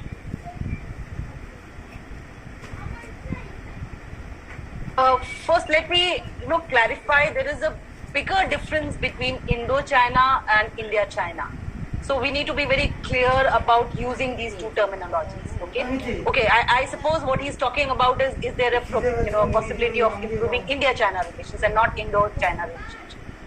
So if I say in terms of India-China relationship, definitely there is. There is a lot of potential that the Chinese need India in terms of our market, in terms of its potential of growth, in terms of a neighbor. Similarly, India also needs China because there is a lot of imports that India has been doing. It can depend on China in terms of its imports, in terms of manufacturing, and there are interdependencies which have already been created. So in that sense, and in terms of the regional stability as well, I think both need India and China. How do we go about it? I think, as I said, I have already mentioned in fact that we really need to engage with China at all levels. I mean, in the sense, we need to have much more student-to-student exchanges between India and China. There are hardly any fellowships or scholarships where the Indian students go to China or the Chinese, come to India. Then we need, more scholarly engagements. I mean, this whole, webinar is India-China, and there is no Chinese scholar talking in that, because we really need to think about how the Chinese think, how the Chinese mind is functioning. And we need to have much more engagements with the Chinese, and not the selective ones which come on very selective ways, because there are a whole plethora of scholars in China as well as in India.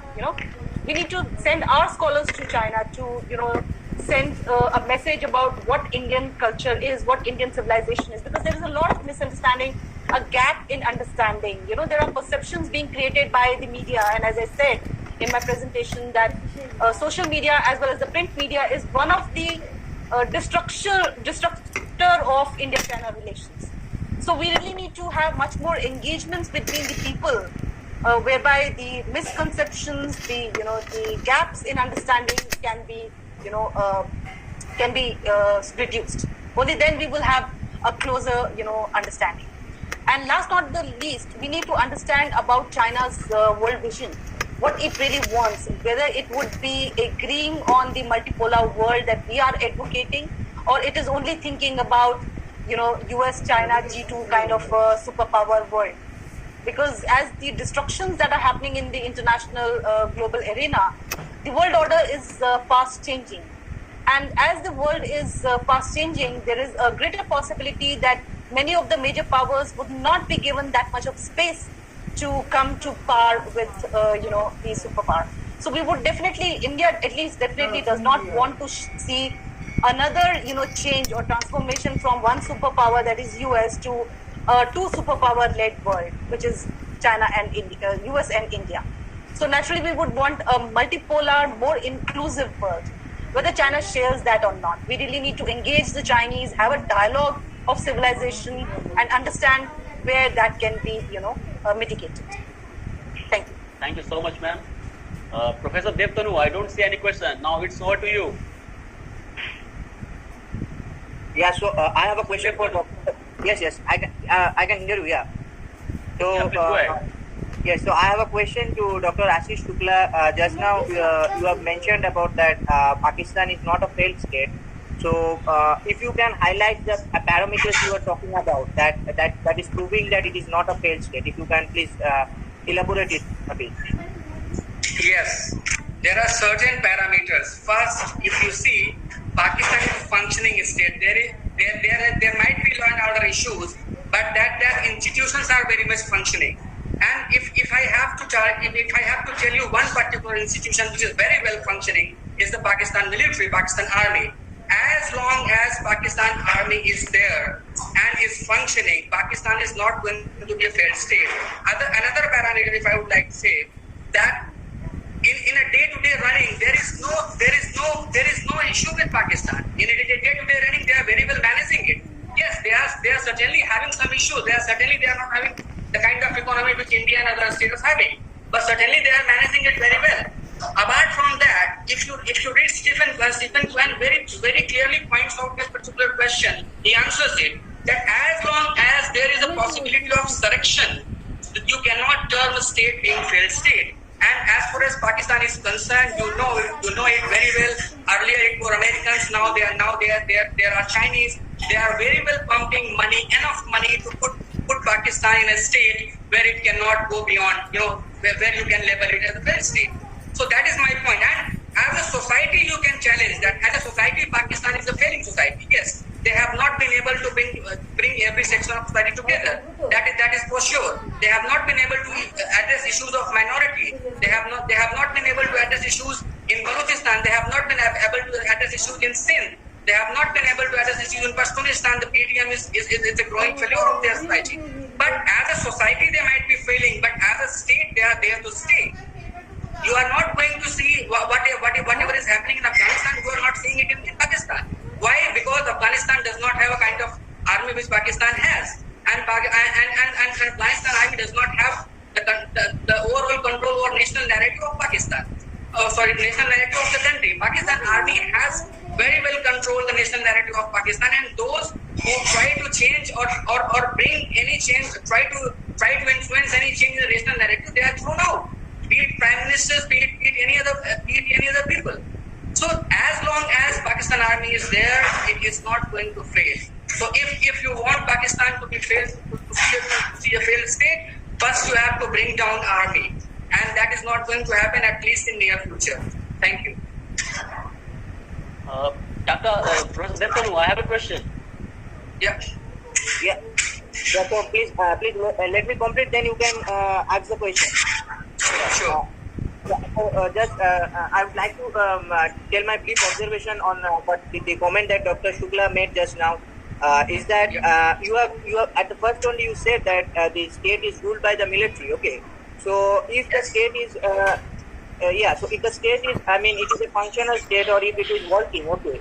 So why do we need the military to rule the state? And if you talk about a state that is functioning, so democracy, if democracy is not operating in a substantive manner, also it should work in a procedural manner, and that is at the moment I don't think Pakistan have that. And besides that, if you see their court structure also, the Supreme Court of Pakistan is also under the very much, it is dominated by the military. The military personnel are dominating over there also. And it is not very clear that at the moment who is governing Pakistan, whether it is the military or the terrorists or the Pakistan government, who is governing Pakistan. It is not very clear to the people of the world. And if you see in the recent past, we have seen that Pakistan have ignited the terrorist activities in our border also, and if you see in worldwide also, the terrorists they're hampering the world peace. So you are highlighting the fact that military is there, so it will not. So we cannot tell that the military is still operating over there. So don't you think that to tackle law and order problem, they're depending on the military? Okay. So this only signifies that it is a failed state, because to tackle law and order problem, the government should have a proper governance, right? So they are lacking in good governance, or you can say there is no governance only at the moment. No, I agree with most of your point, but I do not agree with the kind of interpretation you are trying to do it. First let me tell you that most of the countries who do not have a democracy in place, they are not failed state. China is not a democracy. Is China a failed state? No, not at all. Then, if you are saying that Pakistan... But in China, procedural democracy is there, if you see. They are following the procedures. Let me answer, my dear friend. You have made your points. I am coming to your points one by one. As far as procedural democracy is concerned, if you consider elections as a procedure of democracy, so Pakistan does have that particular thing in place. But what I consider Pakistan is a hybrid state. I often consider it as an abnormal state. A state where you see there is a democratically elected government. When I say democratically, yes, there are certain issues with the democracy. But there has been elections, at least since 2008. You have continuously three transitions. Do you understand? So you have an elected prime minister at place first. Then secondly, you have a right-wing force which is quite strong in the streets. It can bring down any government in power in Pakistan. It has that kind of force. But it is not ruling directly. Then there is a military. Whether it is ruling or not ruling, you did not listen my points when I was telling you about Pakistan military. Pakistan military is the most potent political force. When I say political force, that or not, it is a political party most of the people term it. So that is why I say that as long as military is there to stay, Pakistan is not going to fail. And what were your other points? Like law and order and governance. Yes, I agree with you. Governance is an issue. But so is the governance issue with many of the other countries. But wherever there are governance issues, that does not mean that makes them a failed state. So we have to be very, very careful while using terminologies like failed state, rock state. You have to be very, very careful about it. Pakistan is a problem. Yes, it uses terror as a state policy. It trains, arms terrorists and uses them as strategic assets against India. That I very much mentioned while I was talking about 3 Pakistani prisons. So it is very much there, and it is not going to change, whether we like it or not. It is not going to change, at least in near future. Can I add to Dr. Shukla? I think Dr. Shukla has really pointed very important factor in South Asian politics. I mean, even if you look at Pakistan's FDI flow, I mean, obviously, China makes a huge difference. But you also see that UK, South Korea, and Japan are also investing. I mean, you only invest when a country goes rogue or fail. You don't invest that. So that's a part of the political history that, or the economy that, as I mentioned earlier, look, it's all about the market, how you look into the market. And what Dr. Shukla is essentially telling you is that yes, military has become the primary political actor over there. Even if you look at Thailand, it's the generals who are running Thailand. I mean, it doesn't mean that the Thailand has actually collapsed.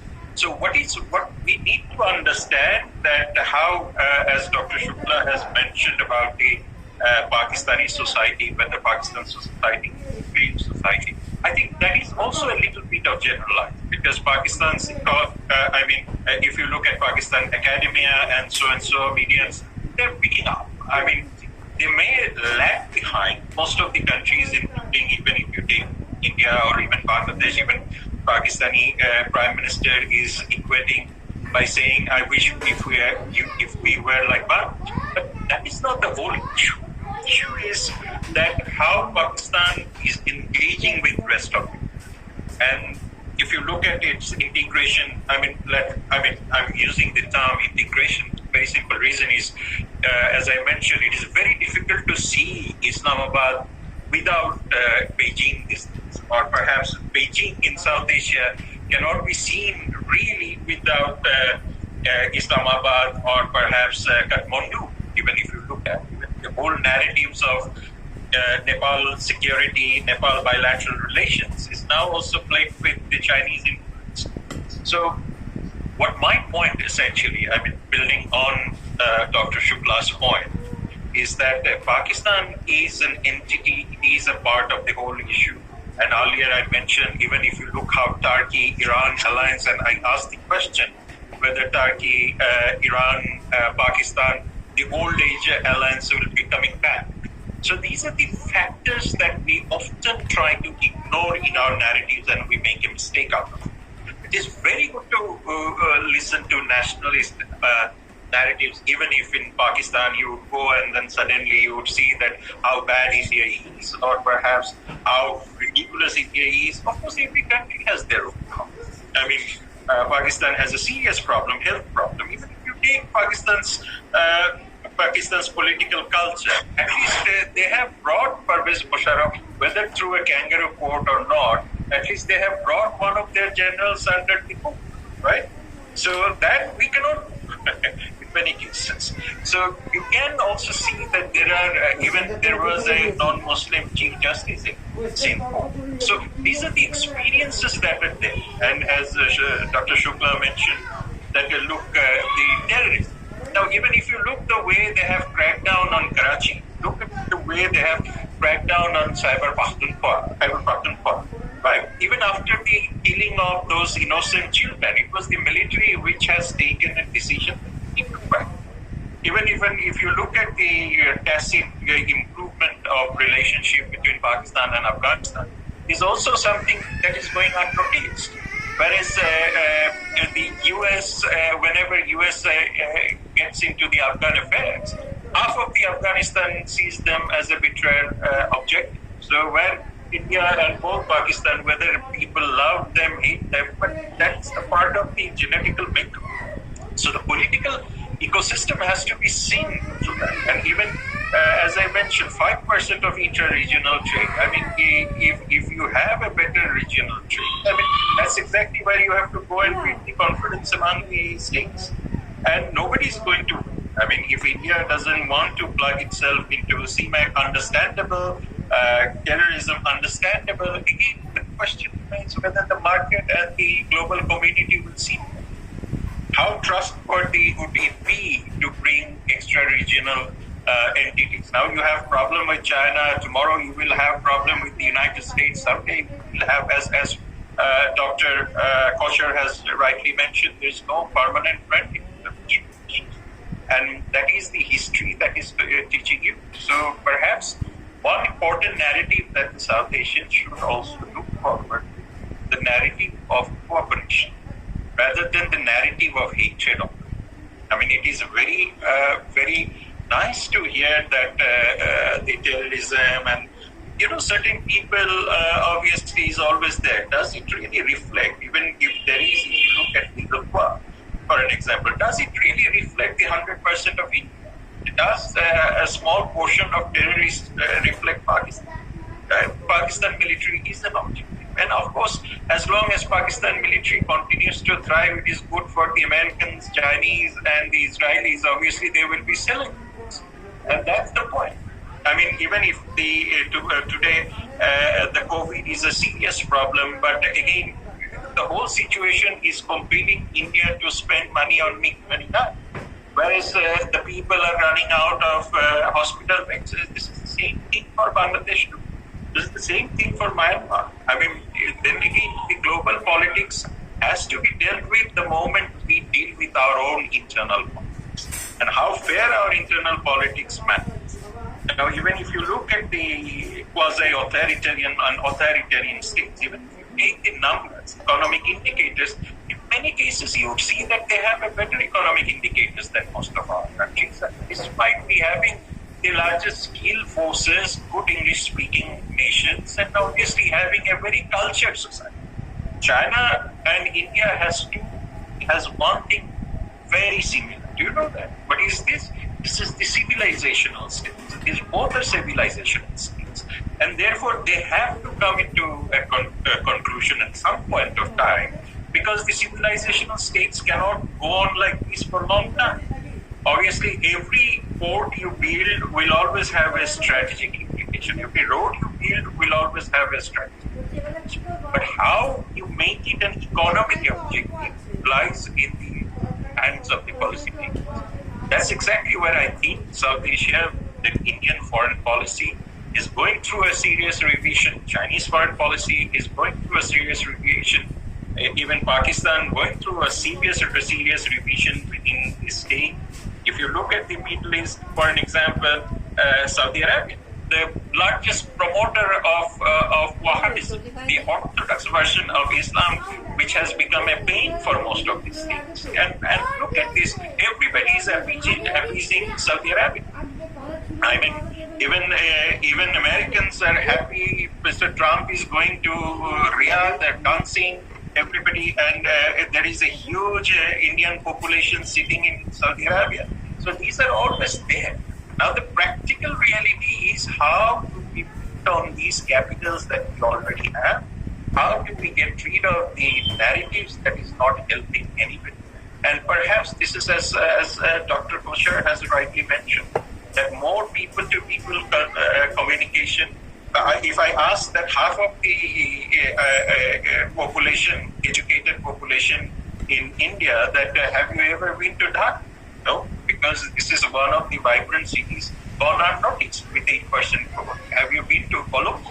I mean, these are the things that is happening beyond the political rhetorics, beyond the media, and beyond the illusion of our sweet words. So that's the practical factor. Go to Colombo right now, this is almost like a Singapore you're talking about.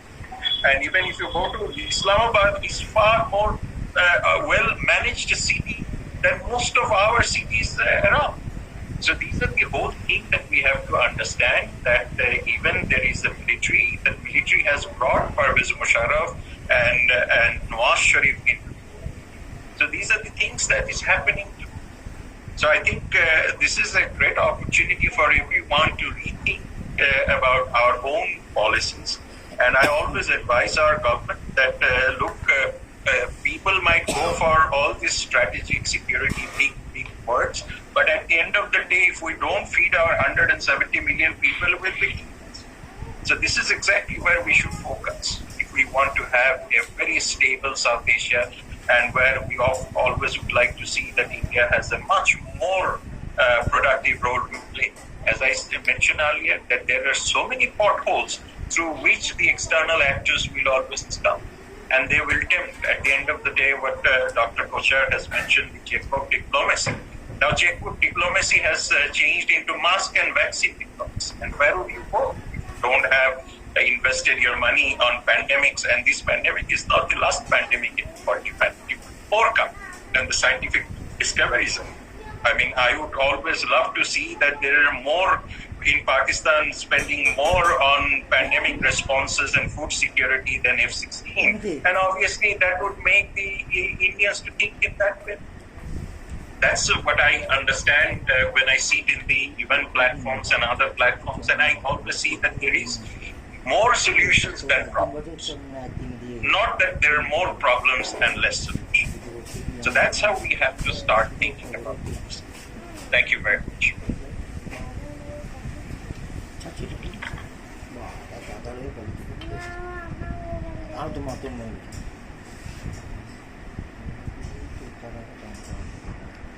Yeah. Hello. Yeah. Professor Prashant, you have some questions, right? Go ahead. No, we are running out of time. Please proceed further. Professor Kisanu, please proceed further.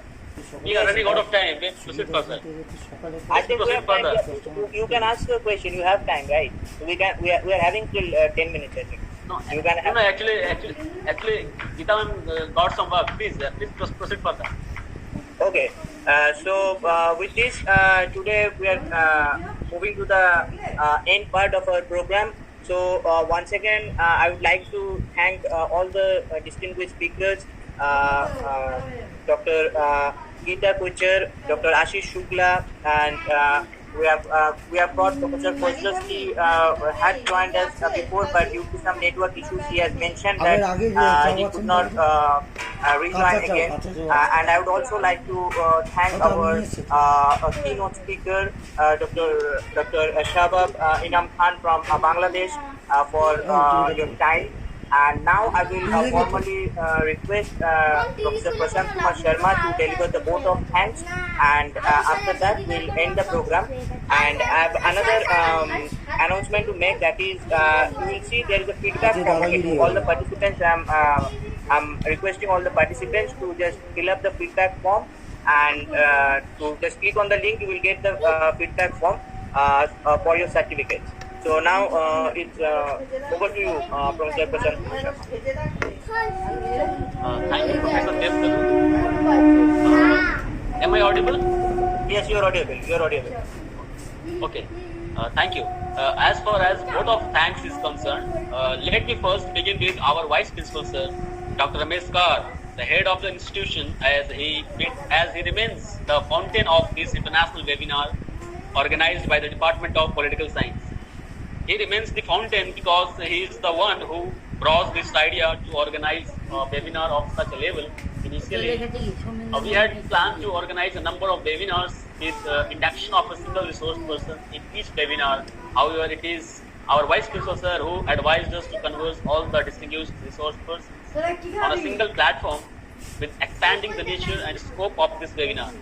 So, my sincere thanks to our head of the institution, Dr. Ramesh Kar Sir, for your perennial support and an enlightened guidance towards the successful conduct of this international webinar. And our sincere thanks also goes to the president of the governing body, who were supposed to deliver inaugural address, but due to some unavoidable circumstances, he could not make it despite his praise. I also extend our heartfelt thanks to Professor Sahab Inam Khan, Department of International Relations, Jagir Nagar University, Bangladesh, and Research Director, Bangladesh Enterprise Institute, for accepting our invitation to respond as a keynote speaker for this international webinar. So thank you so much, sir. You made this event a beautiful academic event. Thank you so much. Our sincere thanks also go to Professor Christoph Kozlowski, who had joined us with highly preparation, but due to some network issues, we lost communication with him. So, despite that, our sincere thanks to him. Our warmest thanks also go to the eminent speakers, Dr. Geeta Kuchar ma'am and Dr. Ashish Shukla sir, for taking out their precious time for us from their highly tied up schedule. Thank you so much for creating a beautiful academic moment for all of us with your inspiring presentations. Besides, I also extend my thanks to the coordinator of IQAC, Bidhan Chandra College, Professor Sadhunath Kundu, and head of the Department of Political Science, Professor Devdas Deshar, and other faculty members of the Department of Political Science for their support in organizing this webinar.